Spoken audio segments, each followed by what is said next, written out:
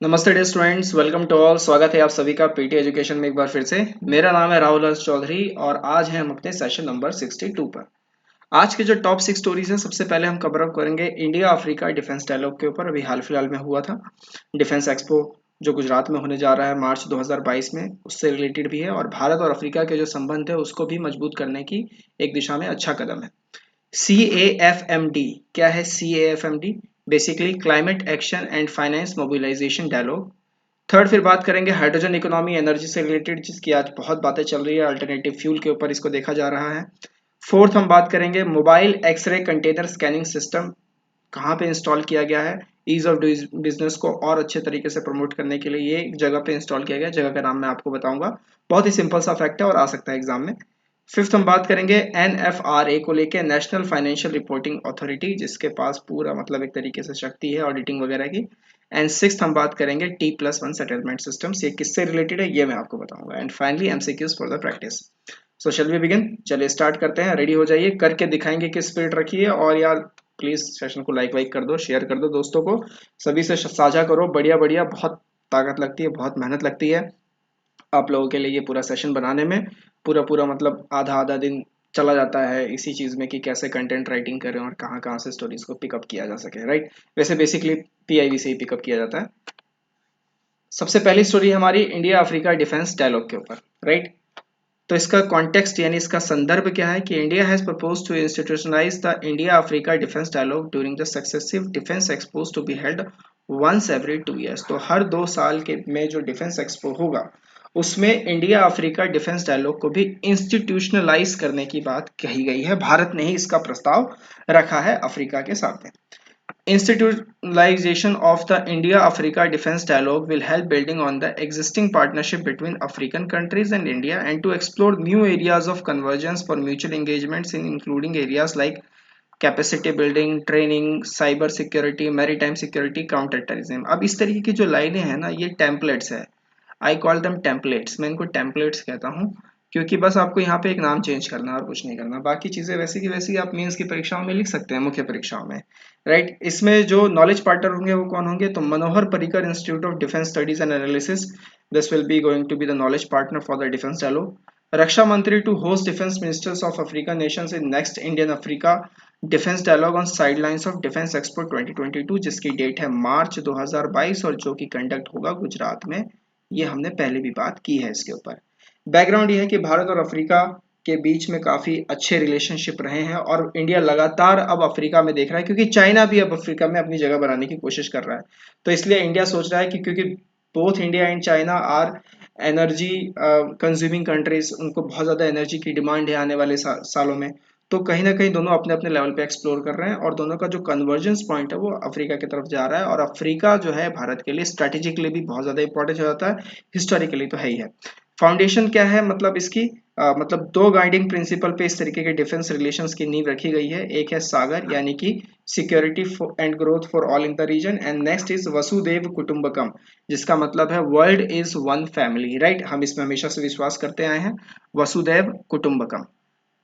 एक और important fact जिसको आपको यहाँ ध्यान रखने की बहुत ज्यादा जरूरत है वो है लखनऊ डिक्लेरेशन। क्या है दोस्तों? लखनऊ डिक्लेरेशन 1916 वाला नहीं, लखनऊ पैक्ट नहीं पढ़ा रहा मैं यहाँ पे, लखनऊ डिक्लेरेशन है। This is a joint declaration between India and Africa, was adopted after the conclusion of first ever India Africa defence ministers conclave, right. तो ये आपको ध्यान रखना है, लखनऊ डिक्लेरेशन किससे रिलेटेड था? तो इंडिया अफ्रीका डिफेंस डायलॉग से रिलेटेड था। And first ever, the conclusion of first ever India Africa defence ministers conclave, right. तो इतना आप ध्यान रखेंगे, आपका काम इतने में हो जाएगा। एग्जाम में जो भी चीजें इससे रिलेटेड आएंगे आप इसको आराम से टैकल कर पाएंगे। चलते हैं अगली स्टोरी की तरफ, that is CAFMD climate action and finance mobilisation dialogue. तो भारत और अमेरिका के बीच में इस तरीके का एक डायलॉग लॉन्च हुआ है। This is one of the two tracks of India US climate and clean energy agenda 2030 partnership. ये तो भारत कर ही रहा है अमेरिका के साथ, climate and clean energy agenda 2030, उसके साथ साथ CAFMD भी आ रहा है। और ये सब कहाँ लॉन्च किया गया था? तो लीडर समिट अप्रैल 2021 में, right, between Indian Prime Minister and US President. India and US will engage for a constructive engagement under the Indo-US Climate and Clean Energy Agenda 2030 partnership. These platforms provide greater opportunities for working together for climate actions and emphasize that India stands committed to working with US on clean energy. अब लगे हाँ तो मैं आपको एक और बड़ी कमाल की बात बता देता हूँ। अगर ये जो चीजें हैं, क्योंकि दोनों देश लगातार मतलब एक काम कर रहे हैं क्लाइमेट को लेके, और 1.5 डिग्री से नीचे जो है पूरी पूरी कोशिश है कि, क्योंकि ये जो डिकेड है 2020 से 2030 का जो डिकेड है, this will be the deciding factor कि क्या हम नेट जीरो कर पाएंगे, राइट। और मैं आपको एक न्यूज जो यहाँ पर बताऊंगा, यहाँ पर आज ही के अखबार में एक न्यूज आई हुई है, that is no firm commitment from India on net zero, right? No firm commitment from India on net zero. Net zero को लेके कोई फर्म कमिटमेंट नहीं है, ऐसा कहना है। किसका कहना है? तो ये जॉन कैरी का कहना है। जॉन कैरी कौन है? जॉन कैरी जो है, जो क्लाइमेट एनवॉय था यूएसए का, उनका कहना है, जॉन कैरी का, कि भारत कोई डेट ही नहीं देता पर्टिकुलरली। अब बताइए, इतने सारे तो टारगेट्स और डेट्स लेके हम बैठे हुए हैं, अब कैसे इनको पर्टिकुलर डेट दे, क्योंकि कुछ चीजें फिक्स ही नहीं है। हाँ, ये बात जरूर है कि ये जो साल है 2000, ये जो साल मतलब ये जो डिकेड है 2020 से 2030, this will be going to be a deciding factor कि हम नेट जीरो कर पाएंगे कि नहीं कर पाएंगे। मैं ग्लोबल लेवल पे बात कर रहा हूँ, यहाँ हम का मतलब भारतवासी से नहीं है, यहाँ हम का मतलब है कि global populations or global countries, right? The dialogue will not only strengthen India-US bilateral cooperation on climate and environment, but will also help to demonstrate how the world can align swift climate action with inclusive and resilient economic development. Lauded India's leadership role in demonstrating how economic development and clean energy can go hand in hand, and stated that urgent global climate action is the need of the hour. ये बहुत ज़्यादा ज़रूरी हो चुका है। इस तरीके की जो बायलेटरल मीट है काफ़ी सही रहती है, और ये होनी भी चाहिए। इसके साथ साथ कुछ और इश्यूज हैं, क्लाइमेट इश्यूज रिलेटेड, जो बायलेटरल मीट होती रहती हैं, या बहुत सारी ये जो मीट है जैसे COP26। तो आज के लिए आपका पहला सवाल है कि COP26 कहाँ पर होने वाला है? नवंबर में भी आने वाला है 2021 में। ये होगा कहाँ पे? ये कहाँ पे हेल्ड किया जाएगा? Climate ambition, climate finance, global climate initiatives including international solar alliance, जो भारत का ही मतलब किया हुआ है, agriculture innovation mission for climate, right, AIM4C। सो इस तरीके की जो चीज़ें हैं, इस तरीके की जो लॉन्चिंग है, ये काफ़ी ज़्यादा इंपॉर्टेंट है, क्योंकि ये मैं बता रहा हूँ, ये जो 10 साल है ये ही डिसाइडिंग फैक्टर होंगे कि आगे कैसे हम चलेंगे, राइट। और हमें 1.5 डिग्री से नीचे आना है, क्योंकि अर्थ का mean surface temperature 14 degree Celsius है। अगर ये 2 डिग्री से राइज हो गया, तो जितने भी कोस्टल इलाके हैं वो सारे के सारे क्या हो जाएंगे? डूब जाएंगे, ठीक है। और फिर धीरे धीरे मैदानी इलाके भी, क्योंकि हाल तो सभी का बराबर होना है। चलिए अगले स्टोरी पे आते हैं, दैट इज हाइड्रोजन इकोनॉमी। तो हाल फिलहाल गवर्नमेंट ने एक टास्क फोर्स कॉन्स्टिट्यूट किया, हम इस पे पहले भी बात कर चुके हैं इस टास्क फोर्स को लेके, और एक एक्सपर्ट कमेटी बनाई है ताकि कोल बेस्ड हाइड्रोजन प्रोडक्शन को लेकर जो है एक रोड मैप तैयार किया जा सके, एक खाका तैयार किया जा सके। हाइड्रोजन इकोनॉमी होता क्या है? It is an economy that relies on hydrogen as the commercial fuel that would deliver a substantial fraction of nation's energy and services. Hydrogen is a zero carbon fuel. Hydrogen कैसा fuel होता है? Zero carbon fuel होता है, और alternative fuel के तौर पे इसे माना जा रहा है। क्लीन एनर्जी का एक बहुत ही की सोर्स इसे माना जाता है। ये रिन्यूएबल सोर्सेज ऑफ एनर्जी से भी प्रोड्यूस किया जा सकता है, जैसे कि सोलर एनर्जी हो गई या फिर विंड एनर्जी हो गई। It is envisioned future where hydrogen is used for fuel for vehicles, energy storage and long distance transport energy. The different pathways to use hydrogen economy includes hydrogen production, storage, transport and utilization। इन सब चीज़ों में आप इसका इस्तेमाल कर सकते हैं। Hydrogen के भी तरीके होते हैं, ब्लैक हाइड्रोजन होता है, राइट, पिंक हाइड्रोजन भी होता है, तो ये आपको ध्यान रखना है। 1970 में हाइड्रोजन इकोनॉमी नाम की जो ये शब्द था, इसको टर्म, इसको कॉइन किसने किया? इसको कॉइन किया था जॉन बॉकरिस ने, इसको कॉइन किया था। He mentioned that a hydrogen economy can replace the current hydrocarbon based economy, leading to a cleaner environment. तो हाइड्रोकार्बन से अब हम हाइड्रोजन की तरफ आ रहे हैं। करंट स्टेटस अगर हम देखें तो हाइड्रोजन की जो करंट डिमांड है 70 मिलियन मेट्रिक टन की डिमांड है, most of which is being produced by the fossil fuels, 76% from natural gas, 23% from coal and remaining from the electrolysis of water, consumes 6% of the global natural gas and 2% of the global coal. Currently, much of the hydrogen produced is used for oil refining 33%, ammonia 27%, methanol production 11%, steel production 3% and others. तो ये सारा कुछ current status है, कुछ आप आंकड़े वगैरह थोड़ा सा आप ध्यान रखिएगा। कुछ और इनिशिएटिव जो लॉन्च किए गए हैं भारत की तरफ से, national hydrogen energy mission launch किया गया है, hydrogen fuel cell based vehicles और ग्रीन हाइड्रोजन मोबिलिटी प्रोजेक्ट। इस तरीके के कुछ मिशंस और इनिशिएटिव्स भारत सरकार ने लॉन्च किए हैं हाइड्रोजन इकोनॉमी को अपलिफ्ट करने के लिए, प्रमोट करने के लिए। क्लियर है? ये बहुत ही अच्छा इन्फोग्राफिक है, आप इसे पढ़ सकते हैं। ये इकोनॉमी का पहिया कैसे चलता है, कैसे घूमता है, क्या इसमें सप्लाई डिमांड है, और सब कुछ इसमें इकोनॉमी के टर्म्स में साइंस बताई हुई है। तो मजा आएगा आपको, इसको आराम से जो है पढ़िएगा। नेक्स्ट स्टोरी है mobile x ray container scanning system. तो हाल फिलहाल एक mobile x ray container scanning system जो है इंस्टॉल किया गया, कहाँ पर? पैरादीप पोर्ट। पैरादीप पोर्ट कहाँ पर है? पैरादीप पोर्ट है उड़ीसा में। आप ये देख रहे हैं, this is the Paradip port, और इस तरीके से ये पूरा बना हुआ है, राइट।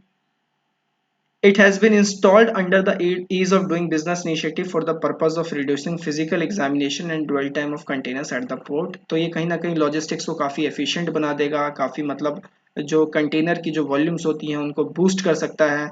लॉजिस्टिक्स को एफिशिएंट तो बनाएगा बनाएगा, साथ में जो उससे पे जो लागत लगती है, जो कॉस्ट लगती है, उसको भी रिड्यूस कर देगा, राइट। पैरादीप पोर्ट पे अगर हम बात करें तो ये एक नेचुरल डीप वाटर पोर्ट है on east coast of India, situated at the confluence of Mahanadi river and bay of Bengal in Odisha. तो ये आपको ध्यान रखना है, ये किसके मुहाने पर है?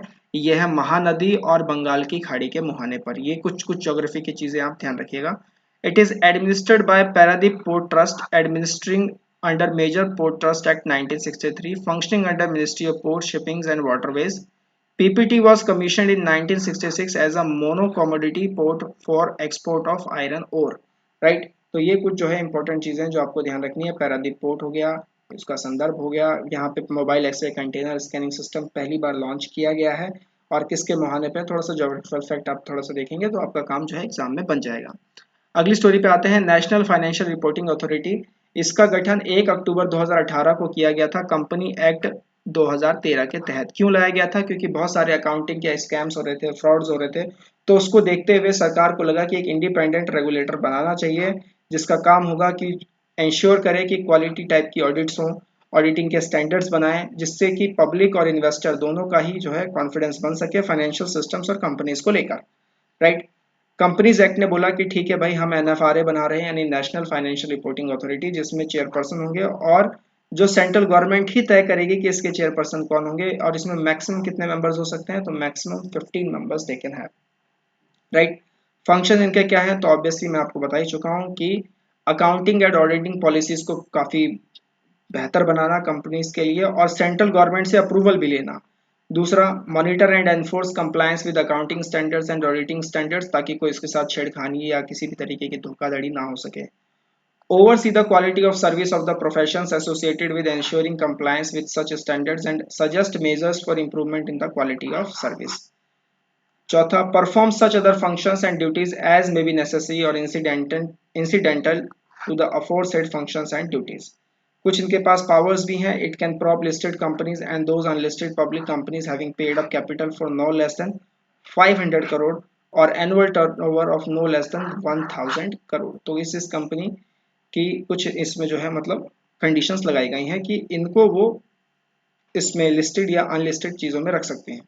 दूसरा, it can investigate professional misconduct committed by the members of ICAI. तो मतलब आईसीएआई के मेंबर्स पे बहुत ज्यादा मतलब लगाम कसी गई है, नकेल उनकी कसी गई है, ताकि इधर उधर ज्यादा कुछ करते हुए ना फिरे, राइट। तो उनपे एक इन्वेस्टिगेटिव तरीके का कमिटी भी बनाने की बात की जाएगी अगर कोई ऐसा पकड़ा जाता है तो, from the class of body of corporates, right. तो ये था नेशनल फाइनेंशियल रिपोर्टिंग अथॉरिटी से रिलेटेड, कब गठन हुआ, क्या इसके फंक्शन है, थोड़ा बहुत ध्यान रखिएगा, आपका काम आसानी से हो जाएगा। क्योंकि सतही जानकारी जो है प्रीलिम्स की परीक्षा को पास करने के लिए, सतही जानकारी बहुत अच्छी होनी चाहिए आपकी। मुख्य परीक्षा को पास करने के लिए, मेंस के लिए आपके पास डीप नॉलेज बहुत अच्छा होना चाहिए, और उसके लिए मेंस के हिसाब का जब कंटेक्ट, जब मेंस की परीक्षा आएगी तब हम उसमें आपको बताएंगे, राइट। चलिए, तो ये आराम से पढ़ लीजिएगा। पीआईबी के हवाले से 1 मार्च 2018 में कैबिनेट का डिसीजन आया था, उसकी एक पिक है ये। हमारी आज की final story, T+1 settlement system. तो सेबी ने बोला है कि अगर हम T+1 सेटलमेंट सिस्टम ऑफर करें स्टॉक मार्केट एक्सचेंज को लेके, तो इससे क्या होगा कि जो इन्वेस्टर्स हैं उनके पास जो मनी शेयरिंग है, यानी सेलिंग बाइंग जो है वो बहुत तेजी हो जाएगी, और काफी मतलब सेफ और रिस्क फ्री एनवायरनमेंट में होगा। इसमें कुछ साइकिल है दोस्तों, T+1 साइकिल है, T+2 साइकिल है, T+3 साइकिल्स है। बेसिक बात बता देता हूँ। T stands for the day of trade, जिस दिन आपने ट्रेड किया, राइट। 1 2 3 क्या डिनोट कर रहा है? उसके बाद के दिन, जब transaction, day after the transaction date the settlement और the transfer of money and security ownership takes place. आपने ट्रेड किया एक दिन पर, उसके अगर अगले दिन ही मतलब ट्रांसफर अगर टेक प्लेस हुई, तो उसे बोलेंगे हम T+1। उसके 2 दिन बाद हुआ तो उसे बोलेंगे T+2। उसके अगले दिन बाद हुआ तो उसे बोलेंगे T+3। Stocks and mutual funds are usually T+1, while bonds and money market funds vary among T+1, T+2, and T+3. It also reduces the number of outstanding unsettled trades at any start and thus decreases the unsettled exposure to clearing corporation by 50%. तो ये कुछ चीज़ें हैं T+1, T+2, T+3 के cycles में जो आपको ध्यान रखनी है। और बहुत अच्छा इन्फोग्राफिक है ये TOI की तरफ से, इसे आप आराम से पढ़ लीजिएगा। तो इकोनॉमी से रिलेटेड है, फाइनेंशियल सेक्टर से रिलेटेड है, एग्जाम में आ सकता है। टी क्या मतलब रखता है, T+1 क्या है, T+2 क्या है, ठीक है। ये सब चीज़ें जो है आप थोड़ा सा देख लीजिएगा। एक बार फिर से क्विक रिवीजन ले लेते हैं, क्विक स्नैपशॉट ले लेते हैं सभी चीज़ों का जो हमने पढ़ा। सबसे पहले इंडिया अफ्रीका डिफेंस डायलॉग, जिसमें डिफेंस एक्सपो 2022 जो मार्च में होने वाला है गुजरात में। CAFMD यानी कि climate action and finance mobilisation dialogue, और अभी जो जॉन कैरी का स्टेटमेंट आया है तो वो अपने आप में निंदनीय है और हम इसकी कड़ी निंदा करते हैं। माफ कीजिएगा, मतलब दो देशों के बीच में संबंध अच्छे रहे और क्या कह सकेंगे। तीसरा है हाइड्रोजन इकोनॉमी के ऊपर बात की थी हमने। एंड फिफ्थ, पारादीप पोर्ट पे जो mobile x ray container scanning system है to boost the logistics and to reduce the pertaining cost to it, right. फिर हमने बात की नेशनल फाइनेंशियल रिपोर्टिंग अथॉरिटी के ऊपर। And then T+1 settlement systems. Clear है यहाँ पे। चलिए एमसीक्यूज की बारी आ चुकी है। 3 एमसीक्यूज आपके लिए रेडी कर दिए गए हैं। पहला है कुकी ट्राइब्स हाल फिलहाल थे किस स्टेट से देखे गए हैं, मणिपुर, मिजोरम, अरुणाचल प्रदेश या दोनों। दूसरा है कंपटीशन एक्ट 2002, इससे रिलेटेड दो स्टेटमेंट है आपके पास। Competition commission of India, competition act 2002। Video को पॉज कीजिएगा, आराम से पढ़िएगा और अपने आंसर आराम से मार्क कर कीजिएगा और कमेंट थ्रेड में पार्टिसिपेट जरूर कीजिए कि क्या आंसर सही होना चाहिए, क्या गलत होना चाहिए। This will going to help you a lot in the upcoming examinations. Third is NFRA से ही रिलेटेड मैंने आपके लिए एक सवाल यहाँ पे लिस्ट अप किया है, पहला और दूसरा। बेसिकली इनके पावर से रिलेटेड है तो देख लीजिएगा। And which of the following are correct, ये आपको बताना है। पिछले सेशन में जो हमने 3 सवाल लिए थे उसका आंसर देने का समय आ गया है। इसरो ने जो चंद्रयान 2 मिशन जो है एक्सप्लोर किया था वो मून के साउथ पोल के लिए किया था, तो इसका सही जवाब क्या होगा, moon south pole, that is option B. TRIFED जो है वो मिनिस्ट्री ऑफ ट्राइबल अफेयर्स के अंदर आता है, so the correct answer here is option A. बर्छन्स आप देखेंगे तो बर्छन्स जो है वो कहाँ पे होते हैं, so this belongs to the great Indian desert. कहाँ पर, great Indian desert. So correct option here is option B, right. PT के सब्सक्रिप्शन कोर्सेज ऑन है दोस्तों। सीए बूस्टर प्रीमियम बहुत ही बेहतरीन और पावर ऑफ 10 में तो लगभग मतलब लाजवाब एक्सीलेंट एडिटोरियल एनालिसिस है with deep and rich insights. आइए ज्वाइन कीजिए, this will going to help you a lot in your examinations and your intellectual mind. साथ ही साथ अगर आप में से सोच रहे हैं कि यूपीएससी की सेल्फ प्रेप कोर्स कैसे की जा सके, परीक्षा की तैयारी कैसे करनी है, तो उसके लिए बहुत ही अतुलनीय मतलब एक कोर्स तैयार किया गया है आपके लिए, यूपीएससी सेल्फ प्रेप कोर्स। 1 साल का कोर्स है, एग्जॉस्टिव, ऑनलाइन, बाइलिंगुअल, अपडेटेड और स्पेशल कोविड पैकेज के साथ भी है, राइट। इस और साथ ही साथ सिविल तपस्या पोर्टल है सिविल प्रिपरेशन के लिए, जिसमें आपको मिलेगा स्टडी मटेरियल बाइलिंगुअल में, current affairs with regular updates, the Hindu के रेगुलर एनालिसिस, और डाउनलोड कर सकते हैं पीडीएफ वगैरह सब कुछ। जो भी एग्जाम यूपीएससी के एग्जाम हो रहे हैं उसके analysis and MCQs for the practice, lots of MCQs for the practice, right. चलिए तो हम इसी तरीके से मिलेंगे दोस्तों। टिल देन टेक केयर, नमस्ते, जय हिंद।